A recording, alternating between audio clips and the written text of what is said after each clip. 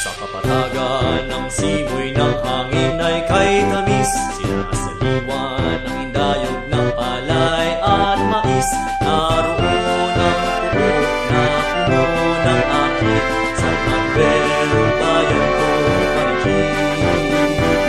Bayanihan ay dulong at kagitingan, sa pagkamit ng tunay na kalayaan. Sa bawat isa'y pag-ibig at katapatan, gabay ng bawat mamamayan. Mabuhay ka, San Manuel, sa iyong paglalakbay.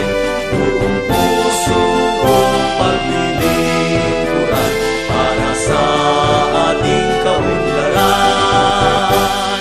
Kabataan ang ating kinabukasan, sa kalikasan ang kayamanan, sa